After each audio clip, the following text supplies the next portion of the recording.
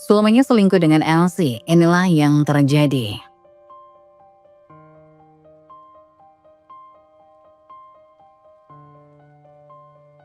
Yang sudah subscribe, semoga rezekinya lancar ya.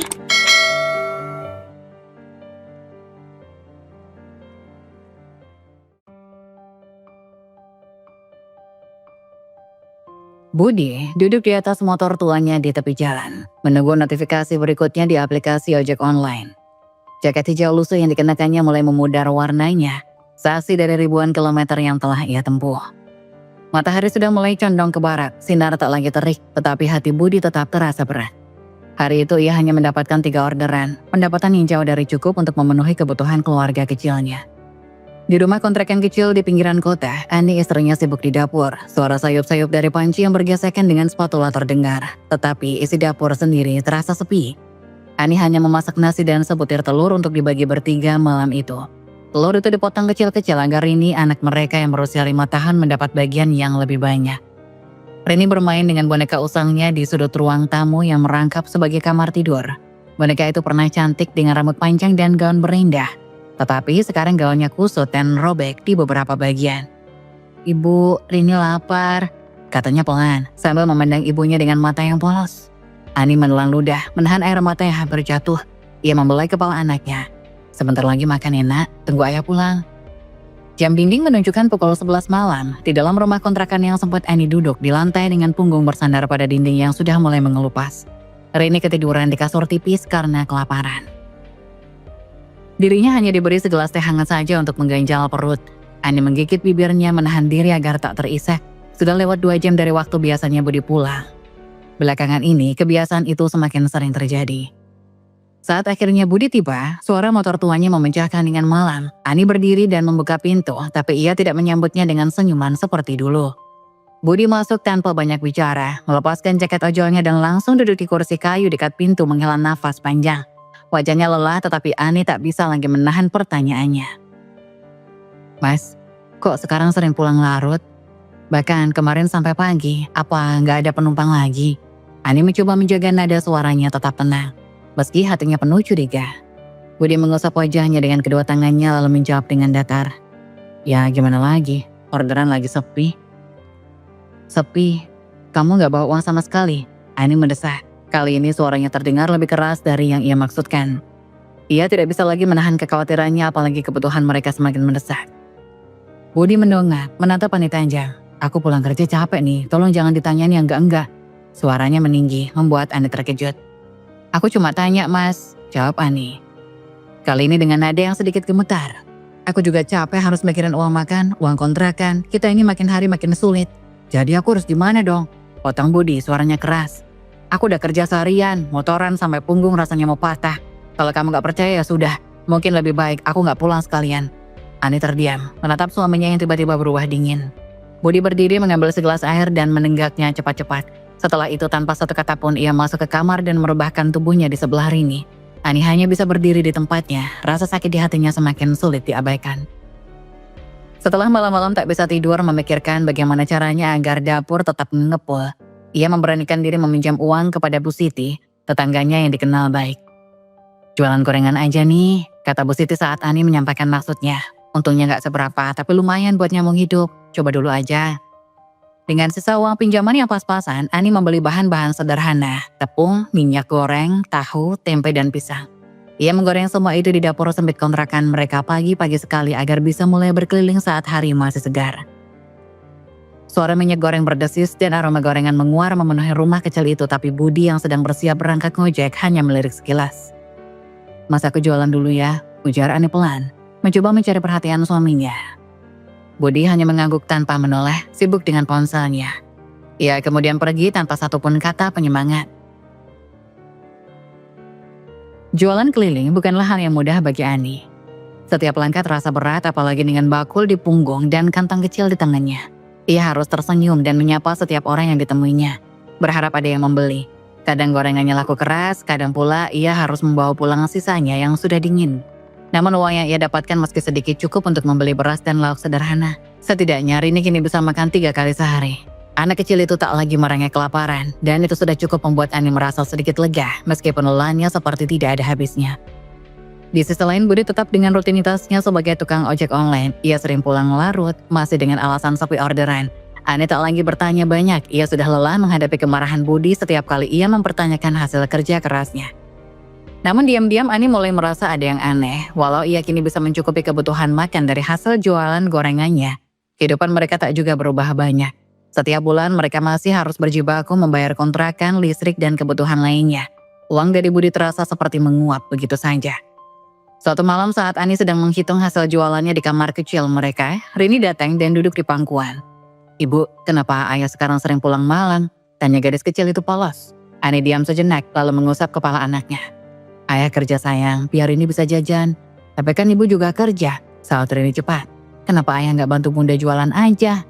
Pertanyaan itu menampar hati Ani seperti sembilu. Ia tak punya jawaban. Di satu sisi, ia tak ingin menjelekkan suaminya di depan anaknya sendiri. Tapi di sisi lain, ia tak bisa memungkiri bahwa beban hidup ini terasa berat di pundaknya. Di sisi lain, suasana karaoke malam itu penuh dengan gemerlap lampu neon dan dentuman musik.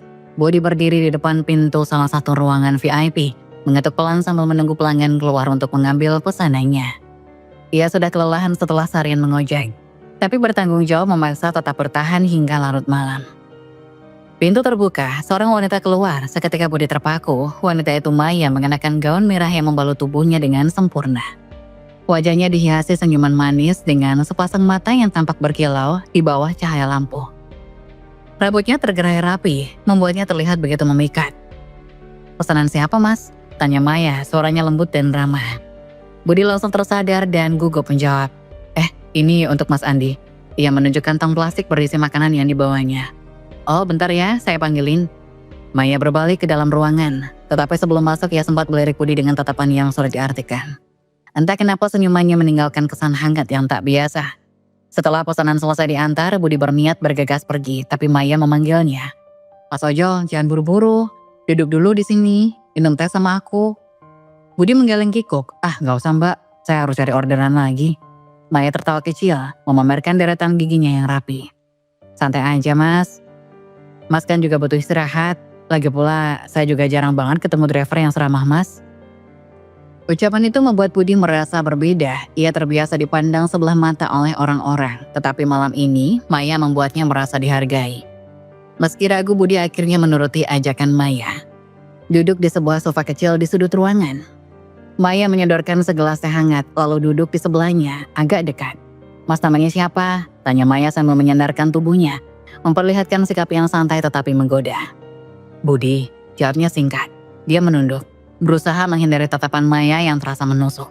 "Budi ya, nama yang sederhana tapi cocok sama orangnya," ujar Maya dengan senyum yang tak pernah hilang dari wajahnya. "Mas Budi sudah lama jadi ojol?" Budi mengangguk. "Iya mbak, sudah hampir 3 tahun." Maya memiringkan kepalanya, matanya masih menatap Budi dengan penuh minat. "Capek ya mas, aku bisa lihat dari wajah kamu. Kamu pasti kerja keras banget." Budi hanya tersenyum tipis. Entah kenapa perhatian Maya membuatnya merasa nyaman. Seperti ada seseorang yang benar-benar peduli. Di rumah, ia sering merasa Ani lebih sibuk dengan Rini atau urusan jualannya. Sedangkan di luar, kebanyakan pelanggan hanya melihatnya sebagai alat antar jemput. Tapi Maya, dia berbeda. "Kalau aku jadi istri mas, aku gak akan biarin kamu capek sendirian," kata Maya tiba-tiba dengan nada menggoda. Ia mendekat sedikit, jarak mereka kini hanya beberapa inci. "Aku bakal rawat kamu biar kamu selalu semangat." Ucapan itu membuat jantung Budi berdegup dengan kencang. Ia tidak tahu harus merespon bagaimana. Di satu sisi kata-kata Maya terasa seperti oase di tengah gurun gersang. Tetapi di sisi lain ia tahu betul bahwa perhatian ini adalah sesuatu yang berbahaya. "Mbak Maya, saya..." Budi berusaha bicara, tapi suaranya tercekat. Maya meletakkan jari telunjuk di depan bibir Budi, menghentikannya. "Udah mas, nikmati aja obrolan ini dulu. Aku gak akan ganggu kamu lama kok," ujar Maya sambil dengan nada lembut. Budi pun terhanyut dalam godaan Maya.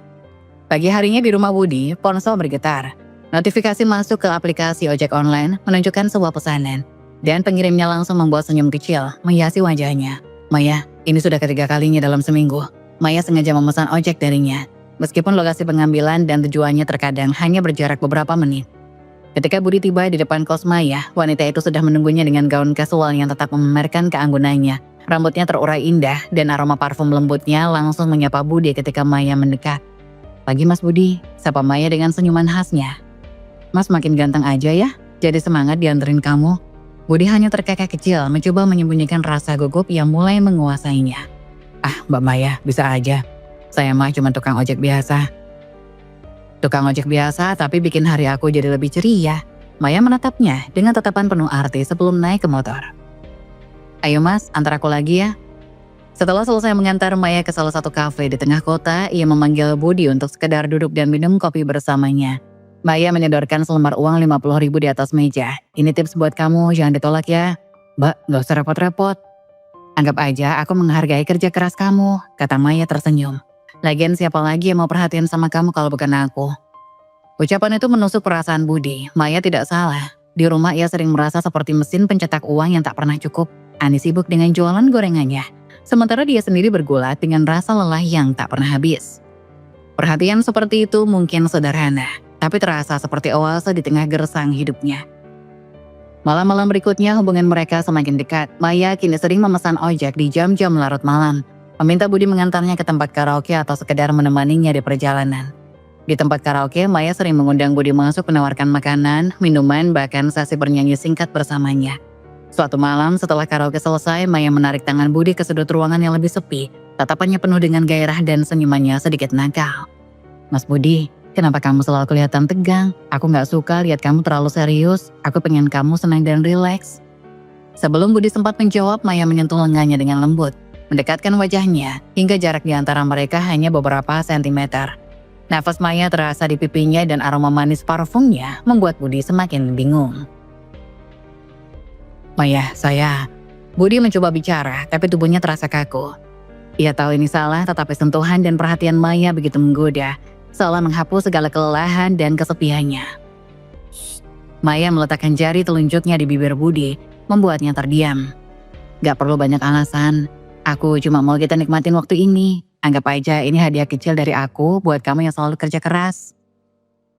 Malam itu menjadi malam yang tak terlupakan bagi Budi. Dengan musik pelan mengalun di latar, ia merasakan sesuatu yang selama ini ia rindukan. Perhatian, kelembutan, dan gairah. Namun di sudut hatinya yang paling dalam, ada rasa bersalah yang mulai bersemayam. Ia tahu ia sedang berjalan di jalan yang salah, tetapi godaan ini terlalu kuat untuk dihindari.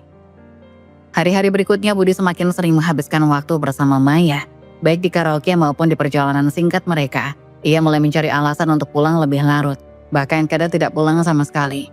Hubungan gelap mereka semakin intens dan perhatian Maya terus-menerus membuat Budi semakin jauh dari Ani dan Rini. Di satu sisi, Budi merasa hidupnya menjadi lebih berwarna. Tapi di sisi lain, ia tahu ia sedang mengkhianati keluarganya, orang-orang yang paling membutuhkannya. Namun perhatian Maya dengan segala godaannya membuatnya sulit untuk kembali. Ani duduk di depan meja kecil di sudut dapur, menghitung lembaran uang lusuh hasil jualan gorengan hari itu. Meski jumlahnya tak seberapa, setidaknya cukup untuk membeli beras dan lauk sederhana esok hari. Ia menarik nafas panjang, matanya menatap ke arah jam dinding yang menunjukkan pukul 11 malam. Suaminya belum pulang lagi malam ini. Bukan sekali ini saja, belakangan Budi semakin sering pulang larut malam. Alasannya selalu sama, orderan banyak atau macet di jalan. Namun, Ani mulai merasakan ada yang janggal. Hasil yang dibawa Budi tidak pernah mencerminkan kerja kerasnya yang katanya sampai larut malam. Pintu depan akhirnya terdengar berderit. Budi masuk dengan langkah gontai dan wajah yang lelah. Tetapi ada aroma samar yang tidak biasa menguar dari tubuhnya. Ani mencoba menahan rasa curiga yang semakin menguati hatinya. Mas, sudah pulang? Sapa Ani pelan. Mencoba menjaga nada suaranya tetap netral. Iya, jawab Budi singkat sambil melepas jaket dan meletakkan helmnya di lantai. Ia langsung duduk di kursi tanpa Ani menatapnya sejenak. Lalu dengan hati-hati bertanya, Mas, hari ini ada rezeki lebih nggak? Soalnya uang jualanku udah hampir habis buat beli bahan-bahan kemarin. Budi menghela nafas panjang. Sepi nih, tarikan cuma buat sekali buat beli bensin. Mau gimana lagi? Ani terdiam, menggigit bibirnya. Ini bukan jawaban yang baru, tapi rasanya semakin sulit untuk diterima. Jika benar hasil kerja Budi hanya cukup untuk bensin, lalu kemana uang yang biasanya ia bawa pulang? Tapi Mas, Ani mencoba lagi. Kali ini dengan nada yang lebih tegas. Setiap hari Mas keluar dari pagi sampai malam. Kalau sepi terus kenapa nggak cari alternatif lain? Aku juga udah jualan. Tapi kan nggak mungkin semua kebutuhan ditutup dari jualanku. Alih-alih menjawab, Budi malah terlihat kesal. Ia menatap Ani dengan wajah yang sedikit mengeras. Aku tuh udah capek. Jangan ditambah lagi sama pertanyaan kayak gini. Aku kerja seharian tahu. Aku juga kerja keras Mas. Balas Ani, matanya mulai berkaca-kaca. Aku keliling kampung dari pagi sampai sore. Aku gak minta banyak, aku cuma pengen tahu apa benar semua hasil kerja Mas cuma buat bensin. Budi bangkit dari kursinya, melangkah ke arah Ani dengan wajah yang semakin muram. Kalau kamu gak percaya sama aku ya udah. Sekarang malah aku yang harus minta uang dari kamu. Ada gak sisa jualan buat beli bensin besok? Ani terhenyak. Permintaan itu seperti tamparan keras baginya. Ia memandang Budi dengan sorot mata yang penuh campuran kekecewaan dan rasa sakit. Jadi sekarang harus aku yang biayain kerja kamu juga, Mas? Tanyanya lirih. Aku jualan bukan buat nambahin uang bensin tapi biar Rini gak kelaparan. Apa kamu gak lihat, Mas? Kita ini makin susah. Budi hanya menggerutu pelan, lalu meraih uang di atas meja tanpa meminta izin. Ani tak mampu berbuat apa-apa, hanya memandang suaminya yang semakin terasa asing. Malam itu, setelah Budi masuk ke kamar, Ani tetap duduk di meja dapur. Memandangi sisa uang yang tersisa, ia merasa sendirian, seolah-olah sedang berjuang untuk keluarga kecil mereka tanpa dukungan dari orang yang seharusnya menjadi tempat sandarannya. Langit sore yang gelap menggantungkan awan kelabu di atas kepala Ani. Rintik hujan mulai turun saat ia masih berjalan menyusuri gang sempit di salah satu kampung. Bakul di punggungnya masih penuh dengan gorengan. Hanya beberapa biji saja yang terjual sepanjang hari itu. Kok sepi banget ya hari ini, gumam Ani lirih. Ia mencoba memanggil para penghuni rumah-rumah kecil di sepanjang jalan dan menawarkan dagangannya. Gorengan Bu, Pak, gorengan baru matang, hangat ini. Namun tak ada yang keluar untuk membelinya. Hujan yang semula hanya rintik-rintik, kini berubah menjadi deras. Memaksanya mencari tempat berteduh. Dengan tubuh yang mulai basah kuyup, ia menemukan deretan kos-kosan padat penduduk di sudut gang. Ani melangkah cepat ke bawah salah satu atap yang menjorok keluar, menempatkan bakulnya di lantai, dan duduk berjongkok sambil memeluk lutut. Di sana ia memandangi bakulnya yang pasti penuh dengan tahu, tempe, dan pisang goreng. Gorengan itu mulai dingin, membuat Ani merasa gelisah. Kalau tidak laku hari ini, besok gorengan itu tidak akan bisa dijual lagi. Namun bagaimana bisa ia menjajakan dagangannya di tengah hujan yang tak kunjung reda? Ani menatap langit, mencoba menahan air matanya agar tidak jatuh. Rini mungkin sedang menunggu dengan perut kosong. Sementara Budi entah ada di mana, ia tak punya pilihan lain. Meski hujan masih deras, Ani bangkit berdiri dan mulai menawarkan dagangannya kepada beberapa penghuni kos yang kebetulan keluar untuk melihat hujan. Gorengan Pak, Bu, cuma 1.000 perak satu. Serunya dengan suara serak. Masih hangat, lumayan buat temen teh atau kopi. Salah satu ibu muda yang membawa bayi di gendongannya mendekat. Gorengannya apa aja Bu? Ada tahu, tempe, pisang sama bakwan. Aku ambil 5 ya Bu, kata ibu itu menyerahkan uang 5.000. Ani segera membungkus gorengan dengan plastik kecil. Makasih Bu, ucapnya penuh rasa syukur. Perlahan beberapa penghuni kos lainnya juga mulai keluar. Hujan yang deras tampaknya membuat mereka tertarik membeli makanan ringan tanpa harus pergi keluar. Dalam waktu singkat, bakul Ani mulai berkurang isinya. Namun tubuh Ani mulai terasa lelah, pakainya yang basah karena air hujan membuatnya menggigil dan kakinya terasa berat. Meski begitu, ia tetap memaksakan diri untuk melayani pembeli yang terus datang. Hujan masih belum berhenti, Ani tetap berteduh di bawah atap kos-kosan sambil merapikan sisa gorengan di bakulnya. Ia mencoba tersenyum pada setiap orang yang lewat, berharap masih ada orang yang tertarik untuk membelinya. Tubuhnya mulai menggigil, tetapi ia menahan diri untuk pulang sebelum gorengannya habis. Tiba-tiba seorang wanita muda berjalan mendekat, payung kecil yang dibawanya hampir tak mampu melindungi pakaian tipis yang dikenakannya.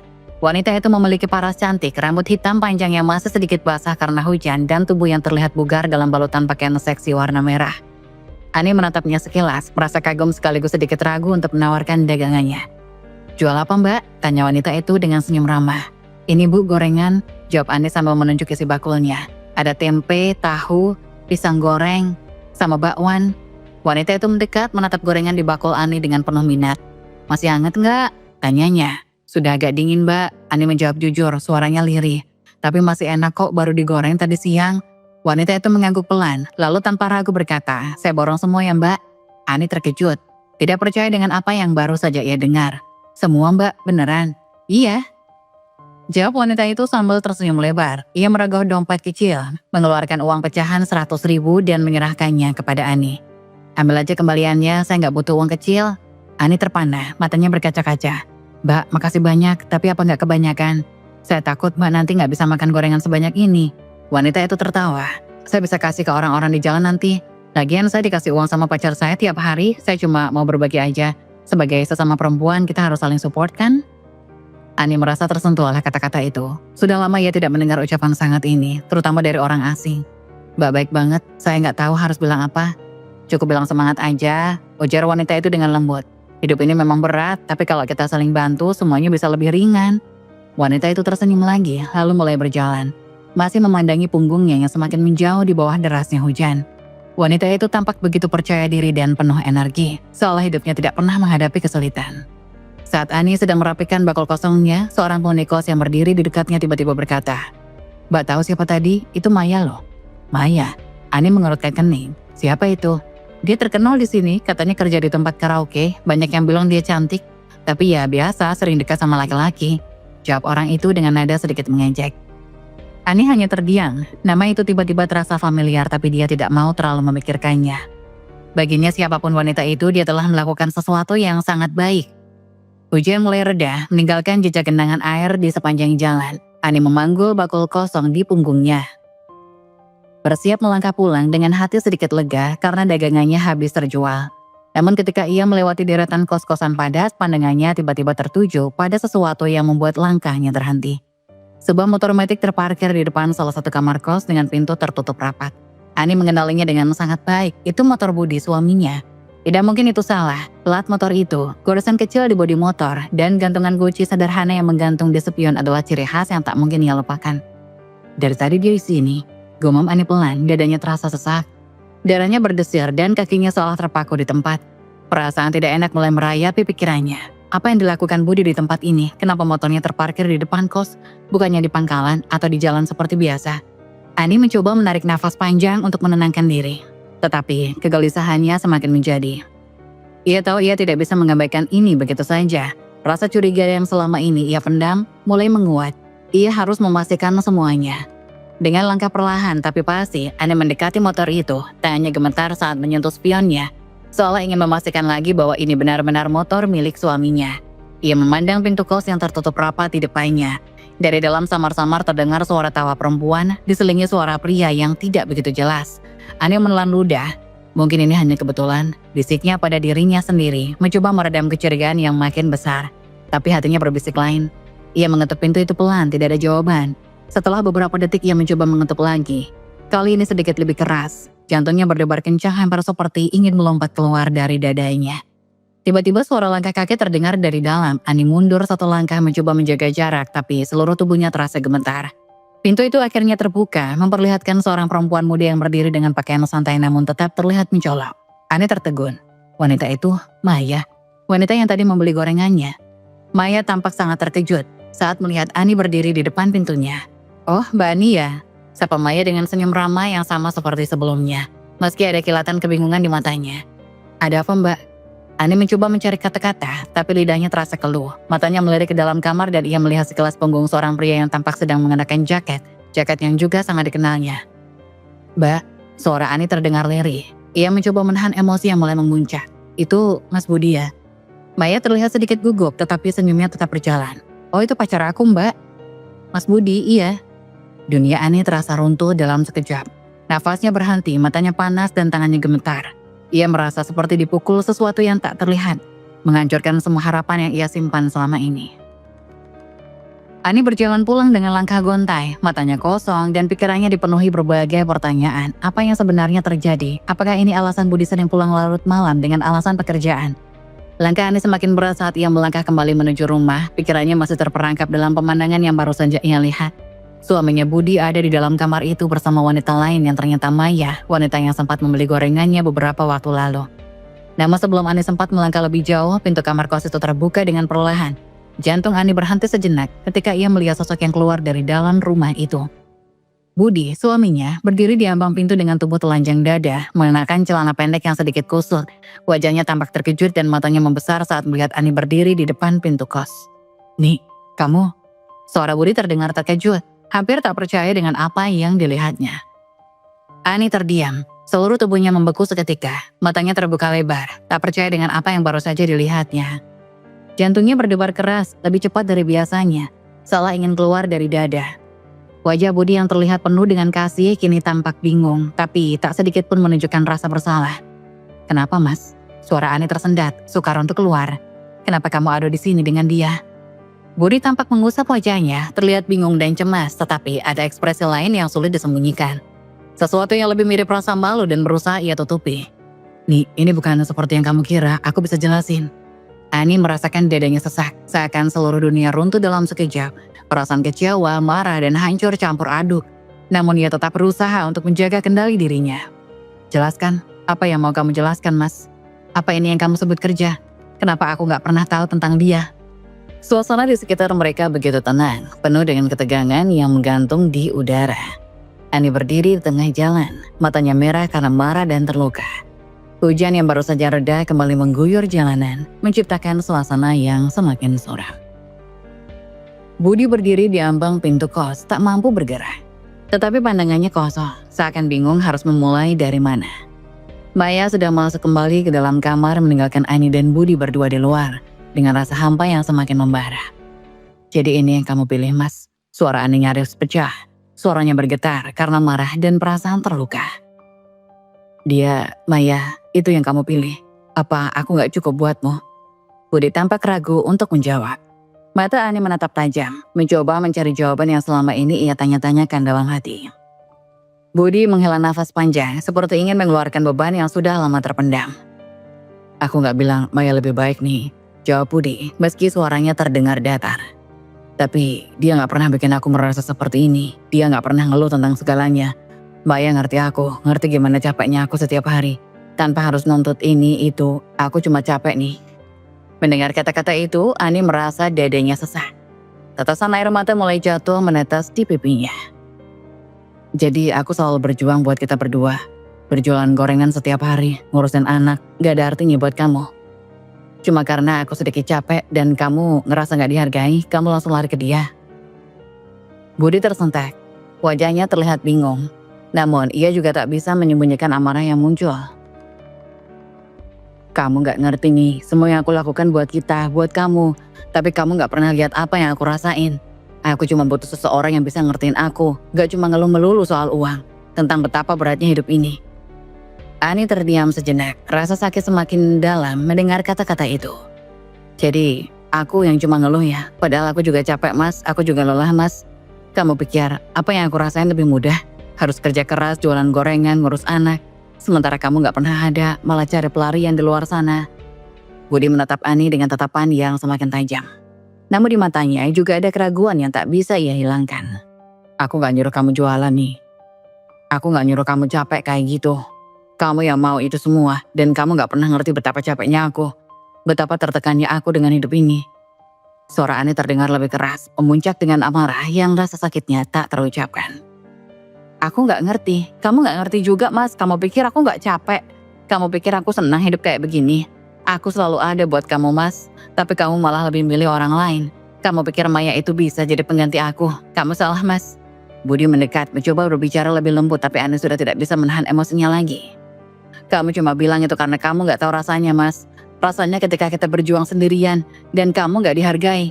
Aku gak butuh Maya atau siapapun buat merasa dihargai. Aku cuma butuh kamu, Budi. Kamu suami yang aku cintai. Budi terdiam. Wajahnya penuh penyesalan, tetapi amarahnya sudah mulai memuncak.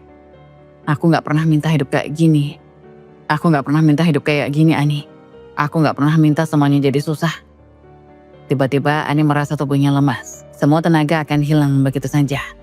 Ia menolehkan wajahnya menahan air mata yang ingin tumpah. Lalu dengan suara tercekat ia berkata, kalau kamu gak bisa lihat itu, aku gak tahu harus kemana lagi, Mas. Aku capek. Ani membalikkan tubuhnya dan berjalan pergi. Tak peduli dengan hujan yang semakin deras.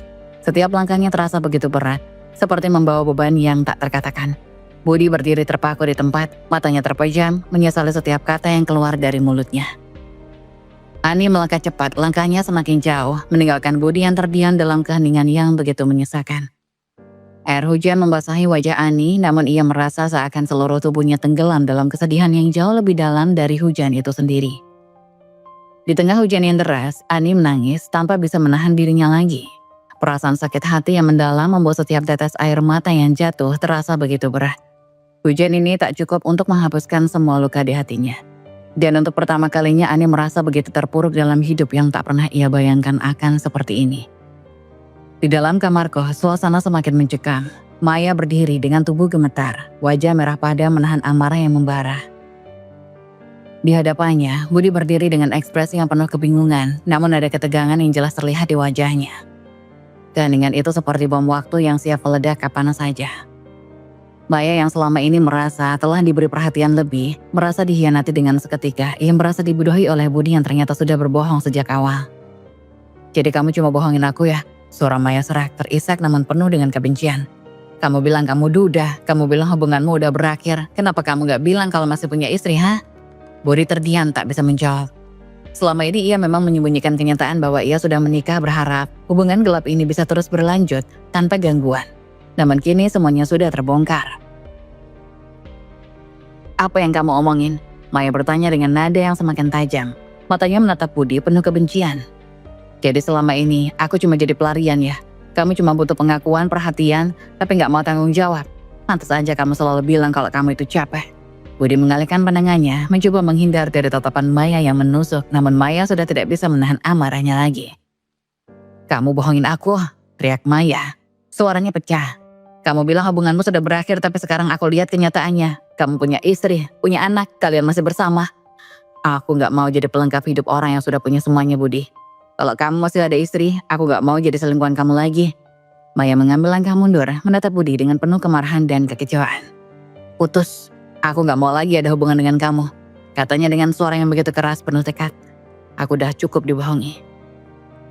Budi yang sebelumnya diam tiba-tiba merasa marah. Semua penyesalannya, kekesalannya, dan amarah yang selama ini terpendam meledak begitu saja. Ia mendekati Maya dengan langkah cepat dan tanpa pikir panjang ia menampar wajah Maya dengan keras. Maya, teriaknya, suaranya kasar dan penuh kebencian. Kamu pikir kamu siapa? Siapa yang bohongin siapa? Kamu yang datang ke aku dengan harapan tinggi. Kamu pikir aku cuma mau kasih kamu perhatian ya? Aku capek sama semua ini, cuma kamu yang gak ngerti situasiku. Maya terhuyung mundur, terkejut dengan tindakan Budi yang begitu tiba-tiba. Air mata mulai mengalir di pipinya. Namun rasa marahnya jauh lebih kuat dari rasa sakitnya. Kamu brengsek Budi, Maya menjerit. Tangannya terulur mencoba mendorong Budi, tetapi dia semakin dekat. Menatap Maya dengan mata yang penuh kemarahan.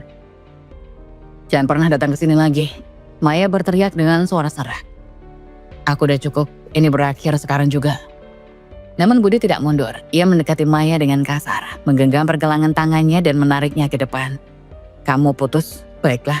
Kalau kamu gak mau lagi sama aku, berarti kamu memang cuma perempuan yang lemah. Kalian semua sama, gak ada yang bisa ngerti aku cuma butuh pelarian. Maya memukul dada Budi dengan kedua tangannya marah.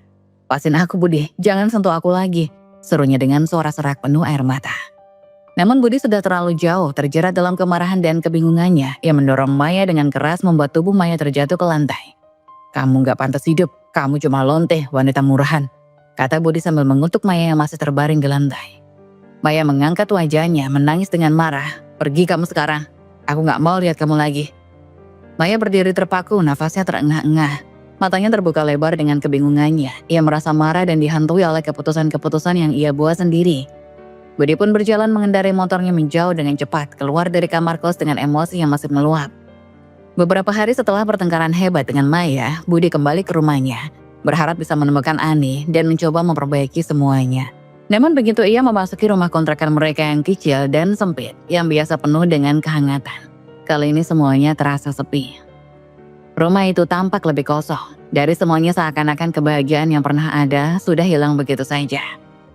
Budi berjalan pelan ke ruang tamu mencoba memanggil nama Ani tetapi tidak ada jawaban. Tidak ada suara Rini yang biasanya suka berlari kecil menyambutnya. Hanya kesunyian yang menyelimuti rumah itu. Budi mulai merasa ada yang tidak beres dan hatinya mulai berdebar. Dengan perasaan gelisah Budi keluar dan bertanya pada beberapa tetangga yang sedang duduk di depan rumah mereka. Bu, Pak, Ani mana ya? Rini juga gak ada di rumah. Tanya Budi dengan nada cemas. Tetangga yang satu yang sering berbincang dengan Ani di pagi hari menatap Budi dengan tatapan dingin. Ani sama Rini udah gak di sini mas, jawabnya dengan datar. Mereka pulang kampung ke rumah orang tuanya. Budi terkejut. Loh kok bisa? Tanyanya makin bingung. Kok bisa Ani pergi tanpa ngomong sama aku? Tetangga lainnya menatap Budi dengan pandangan yang penuh sindiran. Masa sih mas gak tahu? Seluruh kamu sudah tahu masalah rumah tangga kalian loh. Gimana bisa kamu gak sadar sih? Ani udah muak mas, sudah cukup dia sabar denganmu. Budi merasa terpojok. Kalian ngomong apa sih? Kenapa gak bilang langsung ke aku? Salah seorang tetangga melirik Budi dengan tajam. Udah tahu semua orang mas, jadi sekarang jangan sok polos. Kita semua lihat kok gimana kamu sama Maya. Seenaknya keluar masuk kos-kosan, ninggalin istri dan anak di rumah, gak ngerti diri aja mas. Budi merasa wajahnya panas, hatinya memanas mendengar omongan tetangga yang seperti pisau menusuk. Ia berusaha menghindari tatapan mereka dan buru-buru pergi menuju rumah orang tua Ani. Kepalanya penuh dengan pertanyaan, apakah Ani benar-benar ingin meninggalkannya. Sesampainya di rumah orang tua Ani, Budi langsung mengetuk pintu dengan penuh harapan. Ketika pintu terbuka, ia disambut oleh wajah dingin ayah Ani. "Pak, Bu, saya datang mau bicara sama Ani," kata Budi, mencoba terlihat tenang meskipun dalam hatinya penuh kekhawatiran. Namun sang bapak hanya menatap Budi dengan pandangan tajam, tanpa sedikit pun menunjukkan rasa kasihan. "Kamu gak usah banyak bicara lagi, Budi. Ani sudah cukup sabar. Kalau kamu datang buat minta maaf, lebih baik pulang saja," kata Bapak Ani dengan tegas. Budi terdiam sejenak mencoba mencari kata-kata yang bisa meyakinkan mereka. "Pak, Bu, saya tahu saya salah, tapi saya janji akan berubah. Tolong beri saya kesempatan untuk memperbaiki semuanya." Namun, Ibu Ani yang berdiri di samping suaminya melangkah maju. "Kamu mau berubah, Budi? Sudah terlambat. Ani sudah cukup hancur dengan perlakuan kamu. Kalian hidup dalam ketegangan selama ini. Gimana kamu bisa nyuruh dia sabar kalau kamu sendiri gak tahu diri?" Budi merasakan kata-kata itu seperti tamparan keras di wajahnya.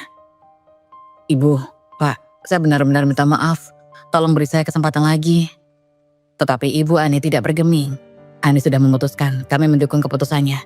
Kalau kamu mau memperbaiki semuanya, mulai dari dirimu sendiri. Ani gak mau lagi sama orang yang gak tahu tanggung jawab.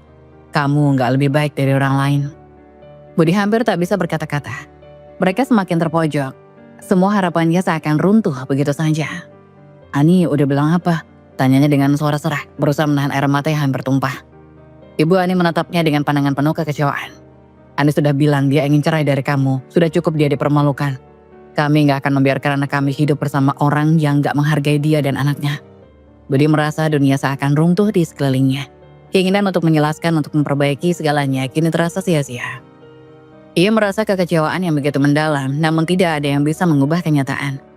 "Tolong Ani, tolong jangan lakukan ini," kata Budi hampir menangis meski bibirnya terkunci seperti ada sesuatu yang menahannya untuk bicara lebih lanjut.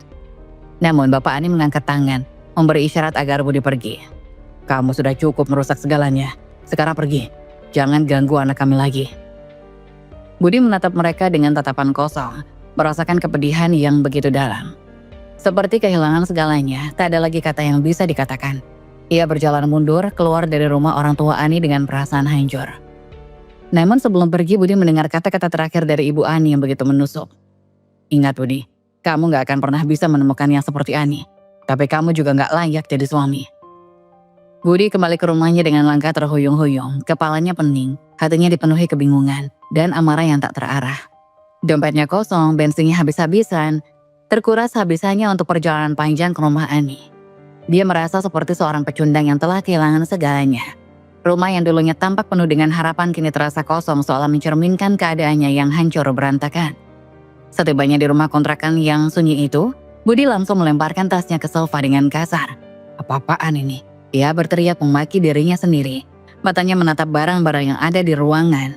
Semuanya tampak mentertawakannya, seolah memperlihatkan betapa rendah dirinya. Tanpa berpikir panjang, ia mulai membanting-banting barang-barang yang ada. Meja kecil terjatuh, piring-piring berserakan, bahkan kursi-kursi plastik yang ada di ruang tamu ikut terbalik. "Hah, apa yang sudah gue buat?" teriak Budi, suaranya penuh kemarahan. Seluruh frustasi yang terpendam dalam dirinya meledak begitu saja. Dia merasa marah pada dirinya sendiri. Marah pada Ani yang sudah pergi, marah pada Maya yang tiba-tiba menghilang begitu saja setelah semua yang terjadi. Dia merasa seperti tidak ada tempat lagi untuk pulang. Perutnya keroncongan tapi amarahnya lebih besar. Budi tahu ia butuh makan tapi di rumahnya tidak ada apapun selain sampah emosional yang ia buat sendiri. Tanpa berpikir panjang dia pun keluar dari rumah dan menaiki motornya yang sudah hampir habis bensinnya.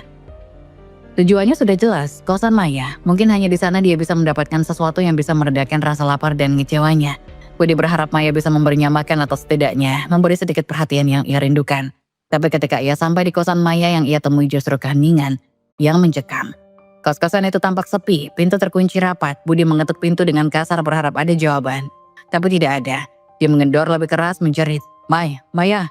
Tetapi yang terdengar hanya gema suara yang hilang di udara. Seketika itu, Budi merasa seperti kehilangan petunjuk. Kemana dia? Dia gak mungkin pergi begitu saja, gak mungkin.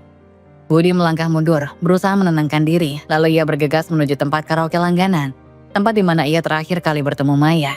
Mungkin di sana ia bisa mencari informasi lebih lanjut, namun sesampainya di sana, harapan Budi kembali hancur. Di depan pintu, para security terlihat sedang duduk-duduk di lantai mengobrol. Budi langsung mendekat dan bertanya dengan nada buru-buru, Maya, Elsie yang biasa di sini di mana dia? Kamu tahu dia kemana? Security itu melirik Budi dengan ekspresi aja tak ajo. Oh Maya, udah gak kerja di sini lagi mas. Udah pindah beberapa hari yang lalu. Budi terdiam. Rasa frustasinya makin meluap. Pindah kemana dia? Tanyanya hampir tak percaya. Gak tahu mas. Jawab security itu sambil mengangkat bahu. Pokoknya udah gak di sini. Dengan rasa kecewa yang mendalam, Budi mundur dan pergi dari tempat karaoke itu. Ia merasa dunia seperti runtuh di sekelilingnya. Apa-apaan ini? Maya juga ninggalin gue cuma dimanfaatin aja. Gumamnya dengan geram. Budi menuntun motornya kembali menuju rumah. Langkahnya berat, kepalanya dipenuhi pertanyaan yang tak terjawab. Dan rasa kesal semakin menggumpal dalam dirinya. Kini tidak hanya Ani yang pergi, Maya pun menghilang tanpa jejak. Dua wanita yang selama ini ada dalam hidupnya, yang sempat memberinya sedikit kebahagiaan, tiba-tiba lenyap begitu saja. Dia merasa kesepian dan tak ada tempat untuk melampiaskan semuanya. Setiap detik terasa lebih berat, semua yang ia miliki, semua yang ia perjuangkan kini tak berarti apa-apa. Tiba-tiba di rumah kontrakan, Budi hanya bisa duduk di sudut ruang tamu yang kini terasa lebih sunyi dari sebelumnya. Matanya kosong, menatap ruangan yang penuh dengan kenangan pahit. Ia tidak tahu harus bagaimana lagi. Tidak ada yang bisa ia harapkan sekarang, hanya kegelapan yang semakin gelap. Gue benar-benar sendiri. Bisiknya pelan pada dirinya sendiri seakan-akan itu adalah kenyataan yang baru bisa ia terima. Budi duduk termenung di ruang tamu rumah kontrakan yang sunyi. Tak ada lagi suara tawar ini, tak ada lagi langkah-langkah kecil yang berlari mengelilingi rumah. Semua yang pernah ia anggap biasa kini terasa seperti sebuah kenangan pahit. Dia merasa keheningan itu semakin menyesakkan dadanya. Apa yang telah ia lakukan, semua yang ada dalam hidupnya, keluarga, pekerjaan, dan uang telah hilang. Setiap pagi Budi berkeliling mencari pekerjaan namun tak ada yang mau memberinya pekerjaan. Ia merasa tak dihargai, tak punya apa-apa lagi selain penyesalan. Harapan-harapannya yang dulu tinggi, kini sirna begitu saja. Terbakar oleh kebodohan dan kesalahannya sendiri. Ia sudah kehilangan semua yang penting dalam hidupnya, dan kini ia terjebak dalam kegelapan yang ia ciptakan. Di sisi lain, Ani yang kini tinggal di rumah orang tuanya mulai membangun kembali hidupnya. Dengan bantuan keluarganya, ia mulai bekerja kecil-kecilan. Sore hari ia pergi ke pasar untuk menjual berbagai makanan ringan. Sementara pagi itu, ia menyusuri jalanan, mengantar pesanan dari tetangga yang membutuhkan barang atau makanan. Semua yang ia lakukan adalah demi anaknya Rini. Ani tahu bahwa tidak ada yang bisa mengubah keadaan mereka selain dirinya sendiri. Ia harus bertahan. Meski awalnya terasa sulit, Ani merasa kekuatannya tumbuh. Setiap hari ia melangkah dengan keyakinan yang lebih besar. Meskipun kelelahan menggerogoti tubuhnya, ia tahu bahwa hidupnya kini tidak mudah. Namun ia tak akan menyerah begitu saja. Sebagai seorang ibu, ia akan berjuang untuk anaknya, untuk memberi Rini kehidupan yang lebih baik meski tanpa kehadiran Budi. Budi yang semakin putus asa akhirnya memutuskan untuk mendatangi Ani, berharap bisa berbicara dengannya, meminta maaf dan mencoba kembali membangun hidup bersama. Setelah berhari-hari berpikir, ia akhirnya mengumpulkan keberanian untuk mendatangi rumah orang tua Ani, meskipun ia tahu Ani sudah tak ingin bertemu dengannya lagi. Ada harapan kecil yang masih tertinggal dalam hatinya. Harapan yang mungkin saja bisa memperbaiki semuanya. Namun begitu ia bertemu dengan Ani di halaman depan rumah orang tuanya, Ani langsung menatapnya dengan mata yang tajam. Wajahnya tak lagi menunjukkan kelembutan yang dulu selalu ia tunjukkan. Ani kini tampak lebih tegas dan lebih kuat, seperti seseorang yang sudah tak lagi mengenal kelemahan. Ani, suara Budi serah, mencoba untuk memulai pembicaraan. Aku minta maaf, aku sadar semua yang terjadi itu salah. Aku salah Ani, aku ingin kita kembali untuk Rini, untuk keluarga kita. Namun Ani hanya menatapnya dengan ekspresi yang penuh ketegasan. Budi, aku tahu kamu misal, aku bisa lihat itu. Tapi bukan itu yang penting sekarang, yang penting adalah Rini. Aku gak bisa biarkan dia tumbuh di lingkungan yang toksik seperti dulu. Aku gak bisa biarkan dia melihat kita terus-menerus saling menyakiti.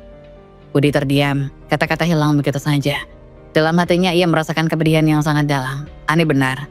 Selama ini ia terlalu sibuk dengan egonya, dengan kebutuhannya sendiri dan ia gagal melihat apa yang lebih penting. Kini dengan tegas Ani menolak untuk kembali bersama dan Budi merasa semuanya sudah benar-benar berakhir.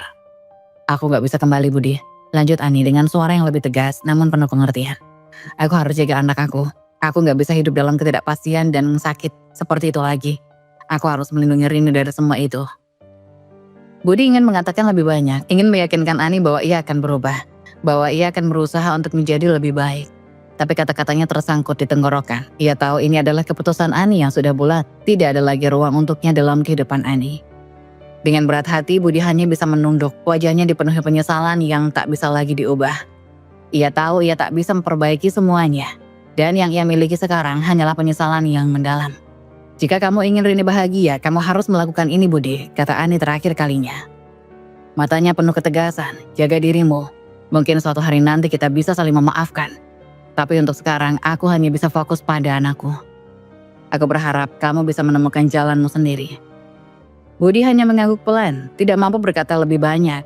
Langkahnya terasa berat saat ia kembali dan meninggalkan Ani di depan rumah. Setiap langkah yang diambilnya terasa semakin menjauh dari harapan yang pernah ia punya. Kini hanya ada sepi yang mengelilinginya. Dan dia tahu dirinya sendirilah yang memilih jalan ini. Di dalam hatinya, Budi berjanji pada dirinya sendiri suatu hari nanti ia akan menemukan cara untuk memperbaiki hidupnya. Namun untuk saat ini yang bisa ia lakukan hanyalah menerima kenyataan pahit ini. Dan berharap bahwa suatu hari nanti Rini bisa memahami betapa besar rasa penyesalan yang ia rasakan.